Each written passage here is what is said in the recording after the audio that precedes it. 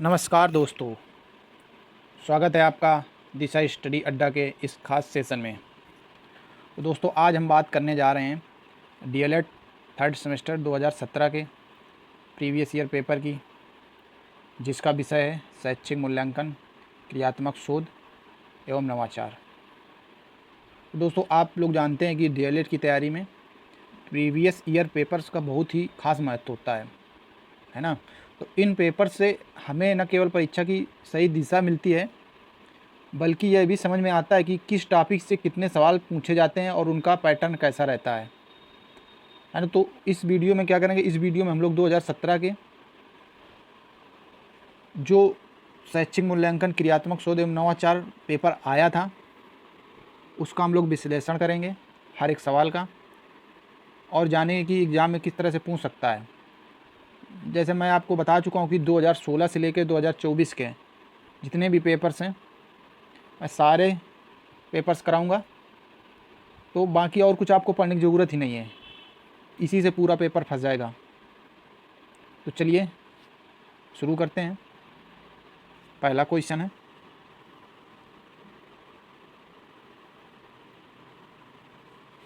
बालक एक ऐसी पुस्तक है जिसका अध्ययन अधोपांत शिक्षक कक्ष में करता है, यह कथन किसका है? तो यह कथन है दोस्तों रॉस का। तो रॉस के अनुसार बालक एक ऐसी पुस्तक होती है जिसका अध्ययन अधोपरांत शिक्षक कक्ष में करता है।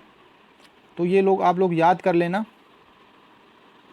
वैज्ञानिक लोगों के ये कोर्स हैं, इन लोगों ने टिप्पणी की है, तो इस हो सकता है इसको पूछ ले ऑब्जेक्टिव में आपसे, तो इसको आप याद कर लीजिएगा। बाकी जो भी कन्फ्यूजन होगा, जैसे कि कोई ज़्यादा ही हार्ड हो जाता है शब्द, उसको मैं एक्सप्लेन कर दूंगा। दूसरा क्वेश्चन, व्यापक मूल्यांकन द्वारा मूल्यांकन किया जाता है।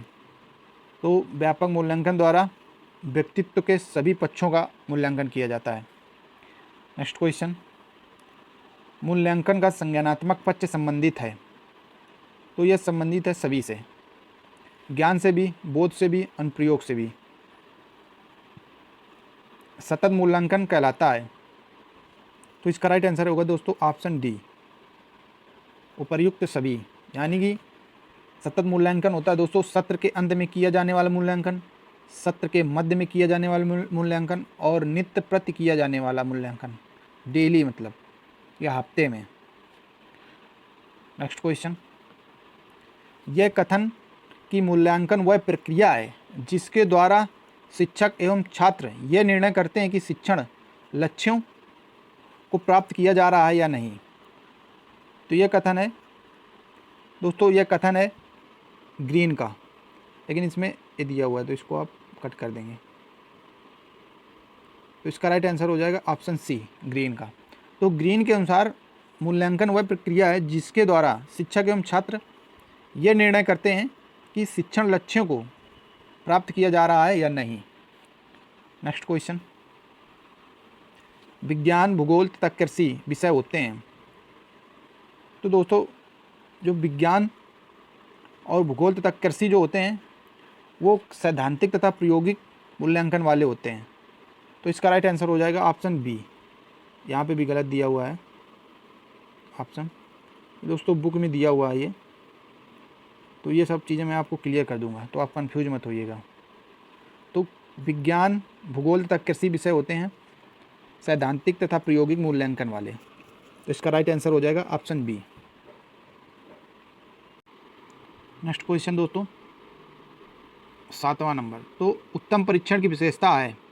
तो उत्तम परीक्षण की विशेषता होती है वैधता, यानी कि वैलिडिटी, विश्वसनीयता और वस्तुनिष्ठता। नेक्स्ट क्वेश्चन, रचनात्मक मूल्यांकन किया जाता है। तो रचनात्मक मूल्यांकन में किया जाता है दोस्तों बच्चों के प्रारंभिक ज्ञान का मूल्यांकन।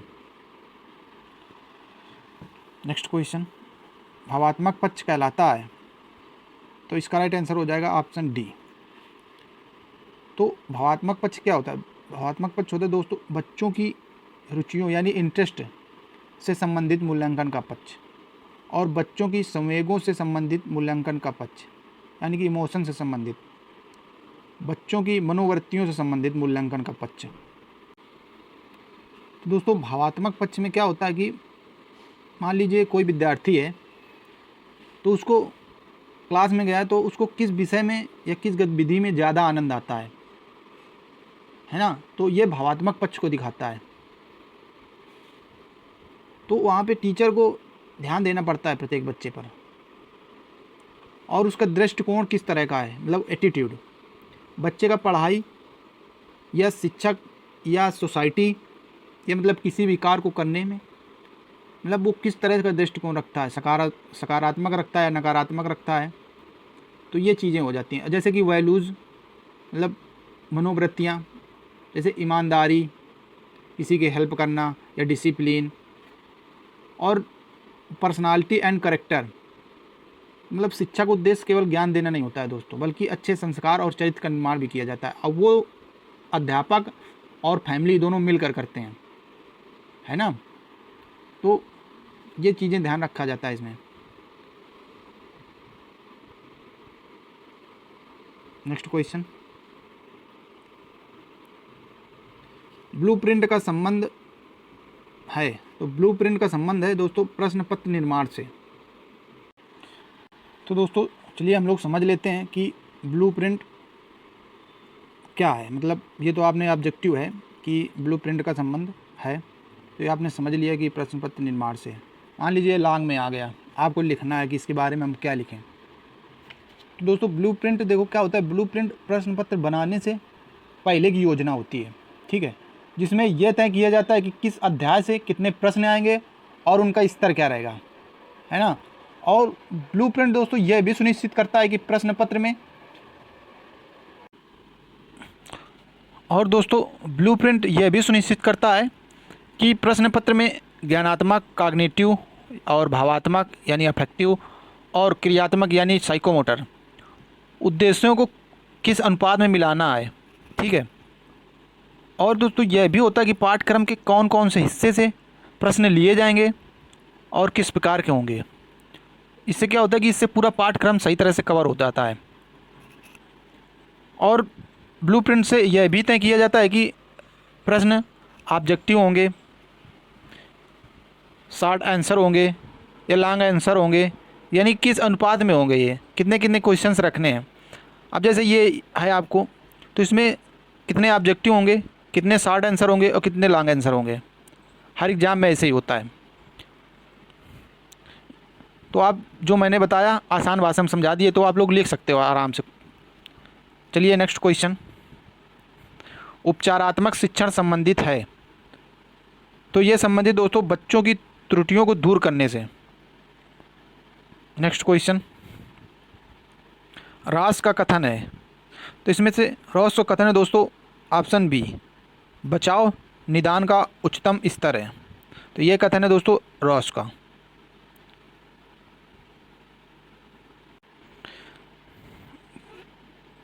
दोस्तों 13 नंबर क्वेश्चन है, स्टीफन एम कोरे ने शैक्षिक क्षेत्र में किस प्रकार के अनुसंधान का प्रयोग किया था।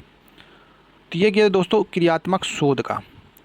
वैज्ञानिक है स्टीफन एम कोरे, इन्होंने शैक्षिक क्षेत्र में क्रियात्मक शोध का प्रयोग किया था, ठीक। नेक्स्ट क्वेश्चन, क्रियात्मक शोध करने का अधिकार है। तो इसका राइट आंसर हो जाएगा ऑप्शन डी। ऑप्शन के हिसाब से बता रहा हूँ दोस्तों, बाकी इसको मैं समझाऊंगा भी। शिक्षकों, प्रधानाध्यापकों, टीचरों, छात्रों तथा ABSA सभी को, ठीक है। तो मतलब क्रियात्मक शोध वह शोध होता है जिसे शिक्षक अपनी कक्षा या विद्यालय की व्यवहारिक समस्याओं को हल करने के लिए स्वयं करता है, ठीक। यह शोध ना तो बहुत जटिल होता है और ना ही बड़े पैमाने पर किया जाता है, समझ गए, बल्कि यह छोटे स्तर पर तत्काल समाधान खोजने के उद्देश्य से भी किया जाता है। मान लीजिए कि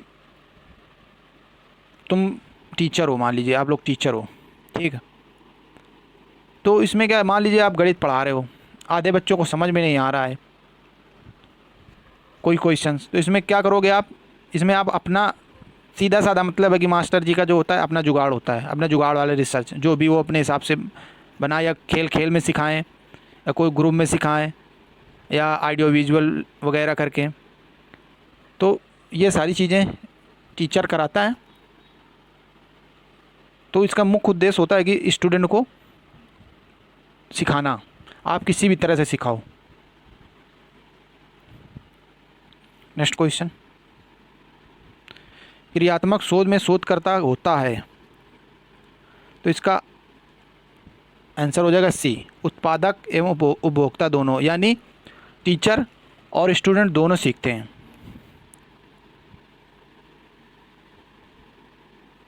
नेक्स्ट क्वेश्चन,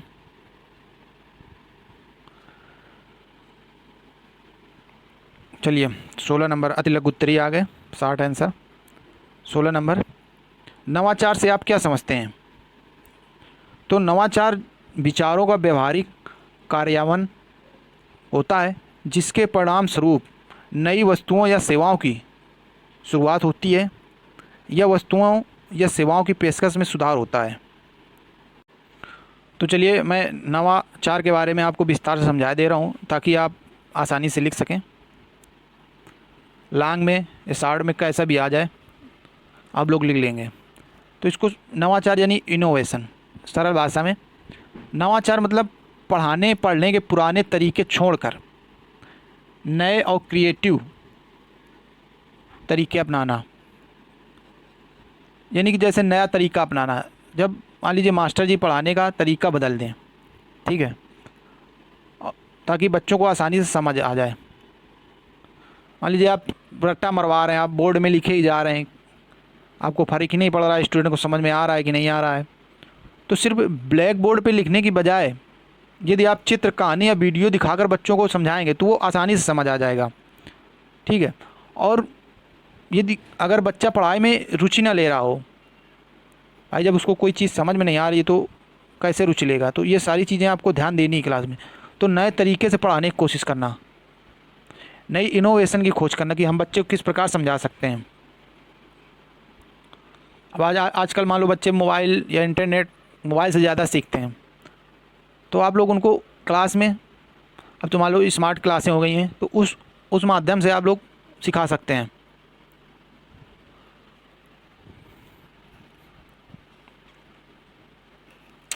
अब मान लीजिए आप एनवायरनमेंट या पर्यावरण के टीचर हैं, तो आप सिर्फ किताब में जो लिखा है वो बताएंगे तो अब नहीं बच्चे समझेंगे।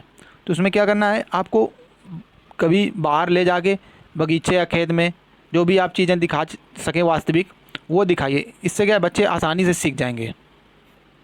तो नवाचार का सीधा साधा मतलब होता है शिक्षा को नया, आसान, रोचक और बच्चों की ज़रूरत के हिसाब से बनाने की प्रक्रिया नवाचार कहलाती है।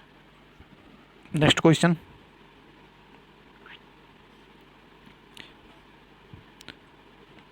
क्रियात्मक शोध के दो प्रमुख उपकरण बताइए। तो क्रियात्मक शोध के दो प्रमुख उपकरण हैं प्रश्नोत्तर द्वारा तथा अवलोकन द्वारा। नेक्स्ट क्वेश्चन, क्रियात्मक शोध को स्पष्ट कीजिए। दोस्तों क्रियात्मक शोध किसी समस्या का तत्काल या त्वरित समाधान होता है, मैंने अभी डिस्कस किया है। नेक्स्ट क्वेश्चन, अच्छे प्रश्नों की विशेषताएं बताइए। तो अच्छे प्रश्न स्पष्ट भाषा में होने चाहिए तथा प्रश्न हमेशा स्तर के आधार पर होना चाहिए। इसका मतलब है दोस्तों, प्रश्न की लैंग्वेज आसान भाषा में होना चाहिए ताकि स्टूडेंट को आसानी से क्वेश्चन समझ में आ जाए, ठीक। और मान लीजिए क्लास 8 में बच्चा पढ़ रहा है, उसको आप 10th का दे देंगे तो कैसे लिख पाएगा? तो उसी के स्तर का होना चाहिए, जिस क्लास में हो उसी स्तर में प्रश्न होने चाहिए। कक्षा में बच्चों से प्रश्न क्यों किए जाते हैं? तो कक्षा में बच्चों से प्रश्न पूछने से बच्चों की रुचि को जागृत किया जाता है तथा विषय के ज्ञान की जानकारी होती है। नेक्स्ट क्वेश्चन, परिकल्पना से आपका क्या आशय है? दोस्तों परिकल्पना से आशय है कि मतलब किसी घटना की व्याख्या करने वाला कोई सुझाव या अलग अलग प्रतीत होने वाली बहुत सी घटनाओं के आपसी संबंध की व्याख्या करने वाला कोई तर्कपूर्ण सुझाव परिकल्पना कहलाता है। अब इसको मैं आसान भाषा में समझा दे रहा हूँ। तो परिकल्पना के बारे में आप लिख सकते हैं कि किसी समस्या या तत्व को समझाने के लिए किया गया अनुमान, जिसे जांचने के बाद सही या गलत साबित किया जा सकता है। यानी कि आपको कुछ भी पढ़ाना है तो आप परिकल्पना करेंगे, सोचेंगे इसको किस तरह पढ़ाएं कि बच्चों को समझ में आ जाए। ठीक है, मान लीजिए हम किसी समस्या को, कोई समस्या है तो उसका हल ढूंढने के लिए हम पहले से अनुमान लगाते हैं, तो बस इसी को ही परिकल्पना कहा जाता है। मान लीजिए अगर आप टीचर हैं, एक क्लास में बच्चे गणित में कमज़ोर हैं या कम नंबर ला रहे हैं, तो शिक्षक सोचता है, ये परिकल्पना करता है कि कहाँ पे कमी रह गई, यानी शायद बच्चे अभ्यास की कमी से कमज़ोर रह गए, अभ्यास की कमी से, तो उसको जांच के देखा जाता है। मान लीजिए किसान है कोई, तो वो फसल का उत्पादन किसी खेत में मान लीजिए कम हो रहा है, तो परिकल्पना करता है कि शायद उर्वरक की कमी से या और कोई रीजन। मान लीजिए कोई विद्यार्थी है वो पढ़ाई में कमज़ोर है, किसी मान लीजिए 6 सब्जेक्ट हैं, उसको 5 में अच्छे नंबर आ रहे हैं, एक में नहीं आ रहा है अच्छे नंबर, तो हो सकता है उसको उसमें इंटरेस्ट ना हो, तो वो परिकल्पना करता है कि मुझे ऐसा क्या करना चाहिए, सोचता है कि ताकि मुझे अच्छे नंबर आ सकें। नेक्स्ट क्वेश्चन, मूल्यांकन के प्रमुख प्रकार बताइए।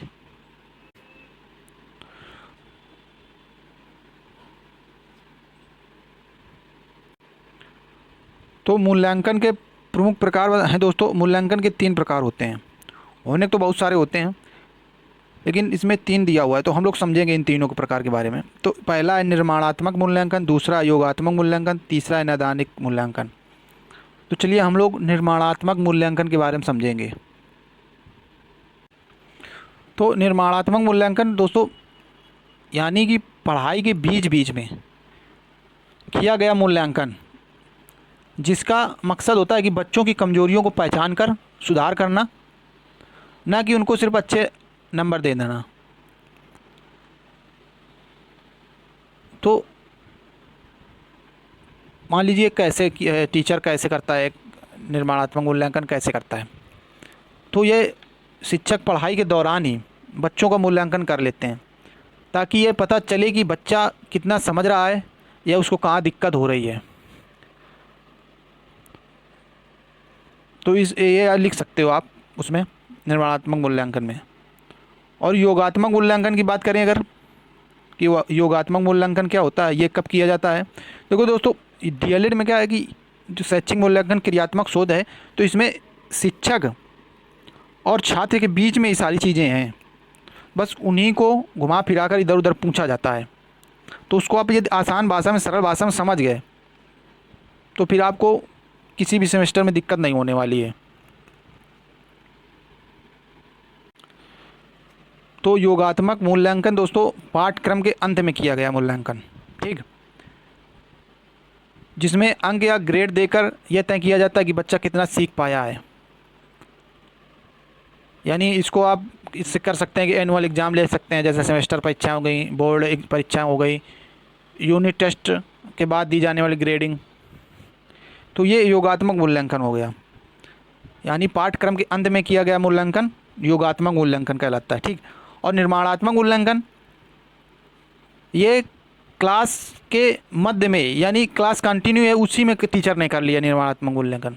क्लास चल रही है और टीचर आपसे क्वेश्चन पूछ रहा है, कर रहा है, तो ये निर्माणात्मक हो गया। और योगात्मक हो गया कि पाठ्यक्रम के अंत में किया गया मूल्यांकन। तो ये मैंने समझा दिया आसान भाषा में। तो अब नैदानिक मूल्यांकन के बारे में समझते हैं। तो दोस्तों नैदानिक मूल्यांकन जो होता है, तो वो मतलब शिक्षक यह जानने के लिए बच्चों का मूल्यांकन करते हैं कि बच्चा कहाँ गलती कर रहा है, उसकी कमजोरी यानी कि लर्निंग डिफ़िकल्टीज़ क्या हैं, उसके कारण क्या हैं। तो ये नैदानिक मूल्यांकन में आ जाता है।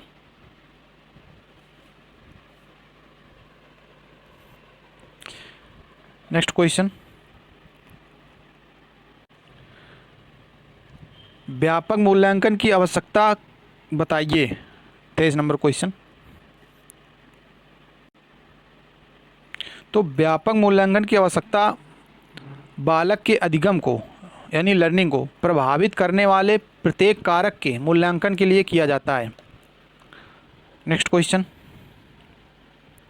मूल्यांकन के प्रमुख पक्षों का उल्लेख कीजिए। तो मूल्यांकन के प्रमुख पक्ष मात्रात्मक पक्ष, संरचनात्मक पक्ष, ज्ञानात्मक पक्ष, अभिप्रेरणात्मक पक्ष होते हैं। दोस्तों ये मैं बता रहा हूँ, बाकी जो भी आपको ना समझ में आया वो आप कमेंट कर देना, तो मैं नेक्स्ट क्लास में उन शब्दों को या उन टॉपिक को मैं अलग से क्लियर कर दूंगा या विस्तार से बता दूंगा, तो आप लोगों को आसानी रहेगी। नेक्स्ट क्वेश्चन 25 नंबर, प्रश्नों के प्रमुख प्रकार बताइए। तो प्रश्न प्रायः 5 प्रकार के होते हैं। पहला तथ्यात्मक प्रश्न, दूसरा अभिसार प्रश्न, तीसरा अपसारी प्रश्न, चौथा विश्लेषणात्मक प्रश्न, पांचवा प्रश्नवाचक प्रश्न। नेक्स्ट क्वेश्चन, परीक्षण में वैधता से क्या अभिप्राय है। परीक्षण में वैधता यह बताती है कि परीक्षण पर प्राप्त अंक किस सीमा तक स्थिर त्रुटियों से मुक्त हैं। नेक्स्ट क्वेश्चन, क्रियात्मक शोध की क्या आवश्यकता है। तो क्रियात्मक शोध किसी समस्या का तत्काल या त्वरित समाधान होता है।